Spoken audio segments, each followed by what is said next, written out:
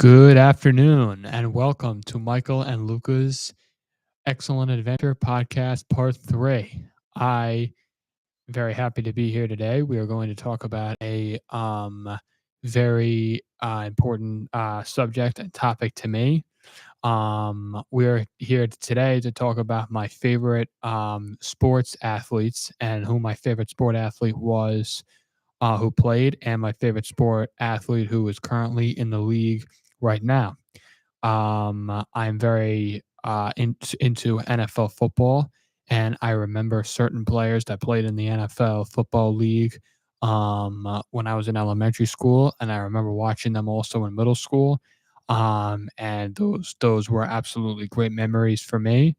My favorite player in the NFL who has retired is Peyton Manning. Peyton Manning was my favorite uh, NFL player in the league. And the reason why he was my favorite player in the league was because he was extremely humble. And it wasn't because he threw a lot of touchdown passes and he broke a lot of records and he won Super Bowls. It was because he was very, very humble. He had a great attitude. He was a leader both on and off the field. And you never hear anything bad about him. And still to this day, you never hear anything bad about Peyton Manning. Peyton always found ways to make his teammates better, and he always made his teammates look better when they were around him. And Peyton Manning, by far, without question, is the best regular season quarterback to ever play the game. I remember when I was in second grade, Peyton Manning played in the Super Bowl at MetLife Stadium. He was on the Denver Broncos, and they played against the Seattle Seahawks. And this was the lead up and the hype for this game was supposed to be it was supposed to be one of the best Super Bowls ever. The 2013 Denver Broncos, that offense that season, led by Peyton Manning, was the best offense, one of the best offenses to ever step foot on the field in NFL history. They scored more points than any team in history. They were really, really clicking on offense. They had a lot of great wide receivers. They had a lot of great running backs. The wide receivers, Demarius Thomas, Julius Thomas, Wes Welker, um, Jacob Tammy, a lot of great wide receivers that Peyton liked to throw to. Um, so they get to the Super Bowl, and the Denver Broncos played up against the Seattle Seahawks at MetLife Stadium. And the very first play of the game, the Broncos started off with the ball, and the very first play of the game, the snap goes over Peyton Manning's head, and it's a safety 12 seconds into the game. So it's 2-0. The score was 22-0 at halftime. The Seahawks were up 22-0 at halftime. Um, Peyton and the offense just could not get anything going. Things weren't clicking. Peyton couldn't complete passes. And we're talking about the best offense in NFL history. They were one of the best offenses to ever step foot on the field. And Peyton um, and the Denver Broncos had 11 yards of total offense in the first quarter. And what I also liked, Wes Welker, who was an incredible NFL wide receiver. He was a small guy, but he was extremely tough, and he was a very, very hardworking player. And he played in three Super Bowls, and actually, he lost all three Super Bowls that he played in. Wes Welker told the Broncos offense in the middle of the second quarter when they were down like 15-0. He's like, "We're the best offense to ever play this game. We just got to start showing it. Just go out there, play with your heart, play with each other, play with passion. We'll be just fine." And then it's 15-0, and then Denver, the Broncos go down the field and they're looking to score. They have a drive together, and the Seahawks defensive end, Cliff Averill, comes around and hits Manning's arm, and Malcolm Smith, the Seahawks linebacker, picks it off and takes it all the way for a pick six for a touchdown. And then it was 22-0 at halftime, and Peyton almost threw another interception towards the end of the first half. So now it's 22-0 at halftime. All the hype leading into this game was supposed to be the best Super Bowl ever. The Seahawks had the best defense in the league against the best offense in the league. It's supposed to be great. And the Broncos did not look like themselves in the first half. The second half, the opening kickoff for the second half, the Seahawks score a touchdown. Percy Harvin receives it and takes it all the way back for a touchdown. Now it's 29-0. And then a couple of minutes later, now it's 36-0. And then towards the end of the third quarter, it's 36-8. And literally, Peyton, nothing could go Peyton's way. He wasn't completing passes. He fumbled the ball. He was throwing interceptions. The Broncos' offensive line couldn't keep up with the Seahawks' defensive line. And it was just a night where nothing can go their way. But what I really liked about Peyton Manning was he didn't give up. And he was like in his late 30s during that game. And he could have retired after that season. But Peyton said, we're not going to give up. We're not going to be afraid of setbacks. It wasn't our night. We're going to work hard and we're going to be back there next season. The following season, the Broncos had a great regular season. They go to the playoffs and they play at home and they lost in the divisional round against the Colts. And then the following season, Peyton's final season, I was in fourth grade, Super Bowl 50. Peyton Manning never gave up. He continued to work on his game. He was a leader. He inspired each and every one of his players. He was a gentleman off the field. He went around and was a motivational speaker, and he never gave up. And the final season, Peyton Manning started off the season great. He did hurt his foot. He was out for a few weeks, but backup quarterback Brock Osweiler took over, and he actually did a great job. And the Broncos, Peyton was ready and back for the playoffs. He had a great playoff run, and they went on to win the Super Bowl, and they defeated the Carolina Panthers in his final game of his career. So what I like about Peyton Manning was he played with so much heart, he played with so much passion, and when something didn't go his way, he never gave up. He always found a way to make the situation better, and he never gave up. Luca, do you think that that's an example of a great character? Yes, without a doubt, that shows great character. And um, and Peyton Manning said in his retirement speech, and after retirement, he said, um, "I miss playing the game of football, but it was time to move on." Luca, who is your favorite player in the NFL?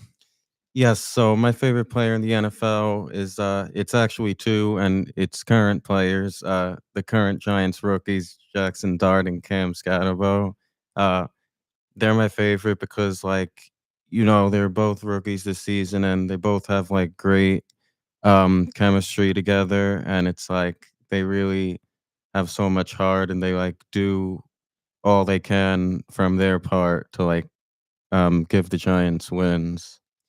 Luca, do you remember Jackson Dart playing in Ole Miss? Yes, I do. I have watched him multiple times playing for Ole Miss. And when he was playing at Ole Miss, did you say to yourself, this guy's going to be a great player in the NFL? Oh yes, without a doubt. Most of the times when I saw him playing for Ole Miss, they were getting wins. Now, when the New York Giants drafted him, what was your reaction? My reaction, I was very happy that he was going to be able to get a chance to prove himself even more so on an even bigger stage. How do you think Jackson Dart has done so far this season as the starting quarterback for the New York Giants? Oh, I think he's done a great job. He's definitely proven that he is an NFL ready quarterback and has definitely stepped up ever since he's taken over. What was your favorite game he has played so far My favorite game that he's played so for the far, Giants? I would probably say uh, not not this past Sunday, but 2 Sundays ago. I mean, what was it, Thursday when they beat the Eagles 34-17? That was a great game. And the Eagles are the defending Super Bowl champions, and there's a very good chance that they're going to go back to the Super Bowl again. And that Thursday night, the Giants didn't just win by the skin of their teeth; they dominated, and they really showed the type of team they can be. Do you think that that was an example of how tough Jackson Dart is? Oh, yes, definitely. It shows that he's got grit and he's got heart and he never gives up. Now, do you remember who your favorite player on the Yankees is? It can be a current player or it can be a player that retired. Yes, so I actually have 2, Aaron Judge and Anthony Volpe. Judge being that he's the captain, and I've actually um, taken pictures with him twice. Once when I was younger, and once like this summer, actually, which was very cool. And also, like, he's broken like a lot of like precious records within the organization, and just like even off the field too. Like he's great with like kids and stuff like that, and um And then as far as like Volpe goes, like, Anthony Volpe's my distant cousin, so like that's pretty cool. And yeah, it's just he's just like it's great that he's like he's Italian too, so we're like relatable in that sense and just an all around great player. And Anthony Volpe, what position does he play? Yes, so Anthony Volpe plays shortstop, which um I know people tend to like point out his struggles there, but you know, I mean he could like I get that part of it, but at the same time, like, give the man a little bit of a break too. And I think he has a great career ahead of him because he's in like his first or second season, right? No, this was his third season. But he is still at the beginning of his career, right?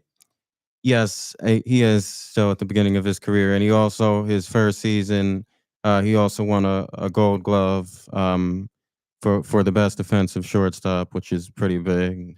Let me ask you something. On average, a great MLB baseball player, what is their average of how long they're in the career? Like Peyton Manning, my favorite player, he played in the NFL for 18 seasons.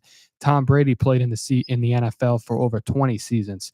Eli Manning played in the NFL for 16 seasons, and Dan Marino, the Dolphins quarterback in the 80s and 90s, he played in the NFL for close to 20 seasons. On average, a great baseball player, how many years did they average in the league? Um, well, it honestly depends on the player, but like there's pitchers now in the MLB that are still pitching that are like literally in like their 40s. Now, do you know like the oldest MLB player? Who's the oldest MLB player to ever play in the league? What do you mean, like all time? All time or like that you know of? Well, one I know of is actually a pitcher named Rich Hill, who's still an active pitcher and is 45 years old. Wow. Now, do you now my current fit player in the NFL right now who is playing is Josh Allen. And the reason why Josh Allen is my favorite player in the league now is because you always feel like you want to root for him because he plays on the Buffalo Bills. And as you know, the Buffalo Bills in the 1990s went to 4 straight Super Bowls and lost all 4 Super Bowls in a row. And the Bills are the type of franchise that plays with so much heart and so much passion and has all these talents, but just can't win the big game. And I always root for Josh Allen in the big game. And Josh Allen plays with so much heart, so much toughness. Whenever he gets knocked down, he gets right back up. He's always there for his teammates. And the big reason why I'm a huge fan of him is because the Bills are always the underdog because they went to 4 straight Super Bowls and lost all 4 in a row. And every time Josh Allen is in the big game, they always find a way to make it a close game, but it annoys me. They always come up short. Last season in the AFC Championship, the Bills played at the Chiefs, and I believe the Bills deserved to win that game. I think they should have won that game. I felt like they were the better team, but going up against Patrick Mahomes and the Chiefs is never an easy task. And I feel like within the past like 7 to 8 seasons, if you're a quarterback or if you're an NFL team in the AFC, the only way to get to the Super Bowl or the only way to get to the AFC Championship is to beat the Chiefs. You can't go through the playoffs if you're in the AFC without facing the Chiefs. They're like the main team. They're like the new Tom Brady and the Patriots. And Josh Allen, whenever he plays up against the Chiefs, they're always good enough to beat them, and they're always there at the finish line, but they can't. And they do finish the job. They just always come up short, and the Chiefs always play one step ahead of them. And you always want to root for Allen because you want him to get that last final. You want him to get that last final win. And the one that I thought that was the most devastating was the one in the 2021 divisional round playoffs when the Chiefs played against the Bills. And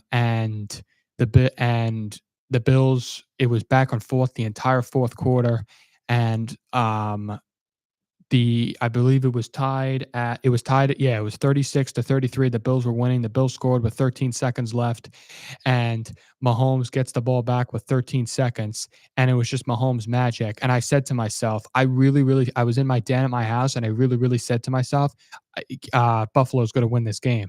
But Kansas City got the ball back. Um, and with 13 seconds, then they tied it up for the field goal. That to me was just incredibly clutch, and that just goes to show that's just an example of the Bills franchise because it had to be it had to be against the Bills. Do you remember that game, Luca? Yes, I do very much so remember. And I feel like if that was against like the Patriots or the Jaguars, I feel like